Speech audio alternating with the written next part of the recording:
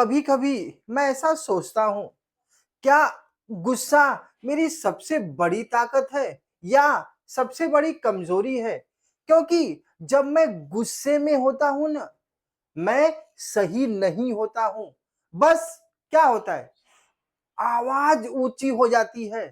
कभी अपने बच्चों पर, कभी अपने माता पिता पर, कभी अपने दोस्तों पर, फैमिली एंड फ्रेंड्स, कभी खुद के ऊपर।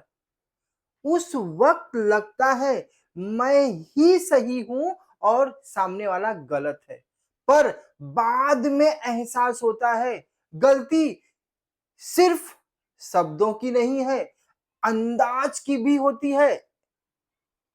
हम सबने कभी ना कभी गुस्से में वो बातें कह दी है जो हम दिल से तो कहना ही नहीं चाहते, पर एक बार वो सब निकल गए तो वापस तो नहीं आने वाला है। बस एक फॉर्मेलिटी सॉरी रह जाता है जो दिल से नहीं निकल पाता है।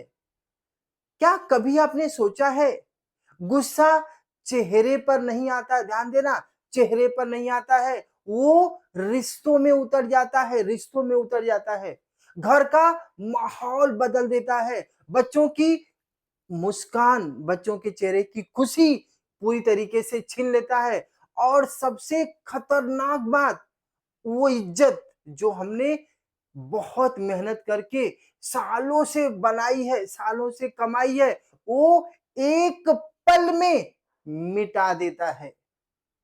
मैंने ऐसे बहुत सारे घर देखा है जहां गुस्से से बात करना बंद, फिर रिश्ते बोलना बंद, फिर लोग अपने अपने कमरे में अपने अपने स्क्रीन के ऊपर बिजी हो गए, लेकिन उनके अंदर एक ज्वालामुखी भड़क रही है।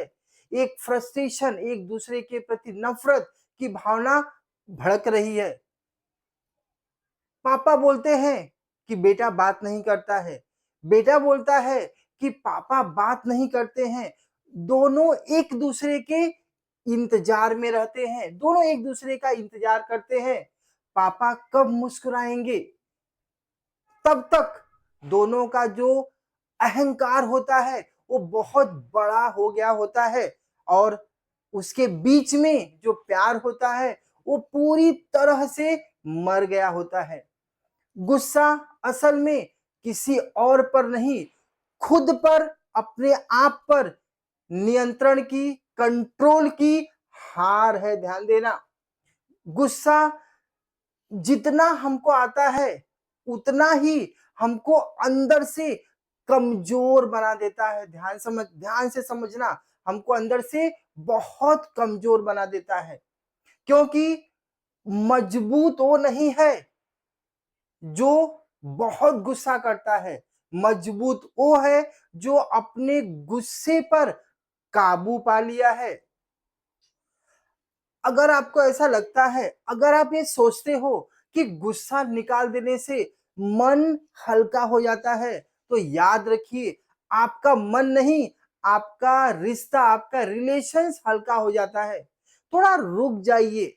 हर बार जवाब देना जरूरी नहीं होता है। कभी कभी चुप रह जाना भी एक बहुत बड़ी जीत होती है। आपका बच्चा गलती करे तो सजा से ज्यादा उसे समझने की जरूरत है। जब आपके फैमिली मेंबर्स, आपके जीवन साथी कुछ गलत कर देते हैं, कुछ गलत बोलते हैं, तो पलटकर जवाब देने से पहले एक सेकेंड तो थोड़ा रुकिए, थोड़ा ठहरिए। हो सकता है वो भी किसी दर्द में हो, किसी तकलीफ में हो। मैं ये नहीं कहता कि गुस्सा बुरा है, लेकिन गुस्सा आपका नेचर नहीं होना चाहिए, बिहेवियर नहीं होना चाहिए। गुस्सा आपको अंदर से नहीं आनी चाहिए। आपको घर का माहौल, अपने वर्क प्लेस का माहौल कंट्रोल करने के लिए आपको गुस्सा दिखाना होता है, लेकिन आपको गुस्सा अंदर से नहीं आनी चाहिए। हाँ, गुस्सा भी एक भावना है, पर इसे कब, कहाँ और कैसे इस्तेमाल करना है, ये बुद्धिमानी हमारे अंदर होनी चाहिए। आज से हम अपने आप से, खुद से एक वादा करते हैं, हर हाल में, किसी भी सिचुएशन में अपने आप को शांत रखेंगे। फ्रस्ट्रेट नहीं होना है, क्योंकि जब आप शांत होगे, आपकी सोच साफ-सुथरा होगी।